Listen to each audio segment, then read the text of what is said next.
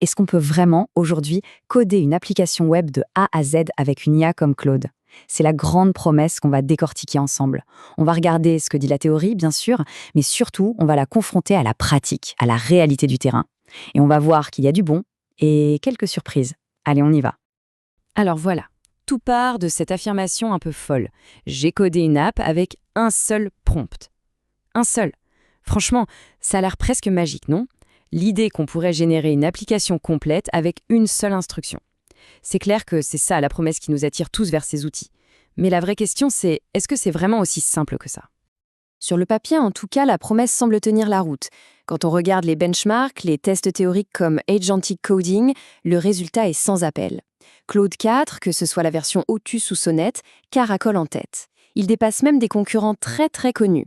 Donc en théorie, oui, c'est l'un des tout meilleurs pour générer du code.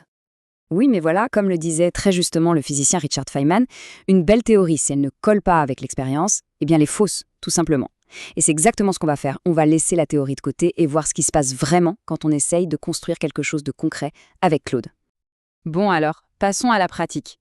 Comment on s'y prend pour coder avec Claude? Ce n'est pas juste une histoire de poser une question comme ça au hasard. Pour que ça marche, il faut un minimum de méthode. En fait, on peut décomposer tout ça en 3 grandes étapes assez logiques. La première étape, évidemment, c'est de générer le code de base.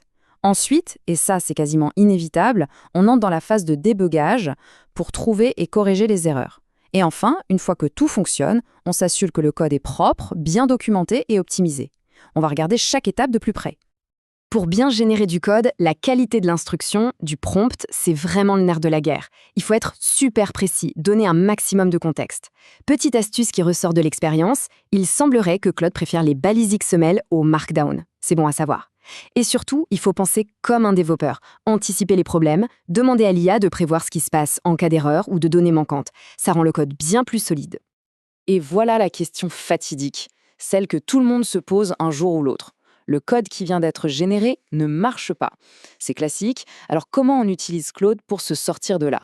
La clé, encore une fois, c'est le contexte. Il ne faut surtout pas juste lui dire « ça marche pas ». Non. Il faut lui donner le message d'erreur précis, le bout de code qui pose problème, et lui demander de trouver la solution.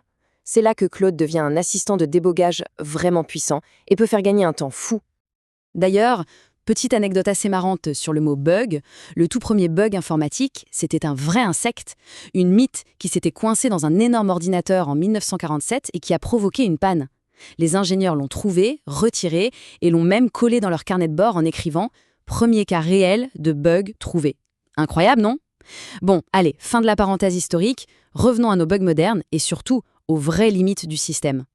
Maintenant qu'on a vu le processus idéal, le scénario parfait, il est temps de parler des choses qui fâchent. Parce que oui, malgré ses capacités impressionnantes, Claude a des limitations bien réelles et sur le terrain, on s'y confronte très vite.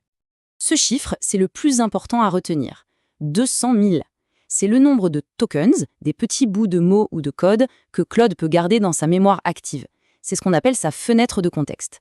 200 000, ça paraît énorme, mais pour un projet de développement un peu complexe, cette limite, elle arrive bien plus vite qu'on ne le croit.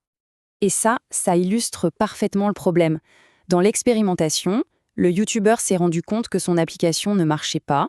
Pour une raison toute simple, Claude avait arrêté de générer un fichier JavaScript en plein milieu. Pourquoi?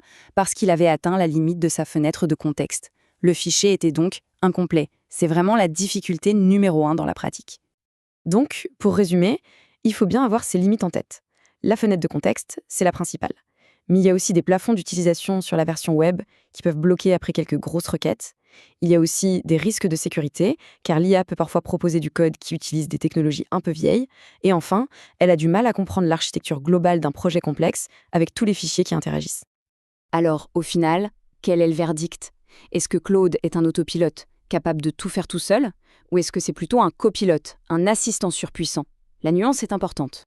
Et cette distinction, elle est absolument cruciale.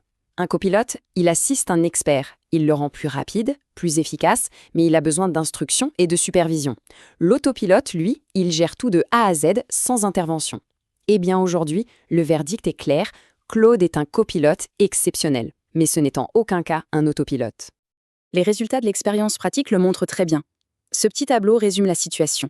Claude Opus, le plus puissant, est incroyable pour créer des designs, des interfaces vraiment belles. Par contre, Sonnet ou Gemini sont parfois moins bons sur l'esthétique, mais le code qu'ils produisent est souvent plus fonctionnel du premier coup. Il y a donc un choix à faire entre le look et la fonctionnalité brute. Donc si on fait le bilan, on a un tableau assez clair. D'un côté, des forces indéniables. Il génère du code de qualité, il est excellent en design, surtout avec Opus, et il comprend très bien les instructions. Mais de l'autre, les faiblesses sont là pour nous rappeler à l'ordre. La mémoire limitée et les plafonds d'utilisation nous montrent que la supervision d'un humain reste, pour l'instant, absolument indispensable. Et on va finir là-dessus avec cette question. Est-ce qu'on arrive au point où créer une application sera aussi simple que de générer une image avec une IA? L'expérience montre qu'on s'en approche dangereusement. On n'y est pas encore tout à fait, l'œil d'un développeur est encore nécessaire, mais les progrès sont tellement rapides que cette idée qui semblait être de la science-fiction il y a peu devient une possibilité très concrète. C'est une évolution qu'il va falloir suivre de très très près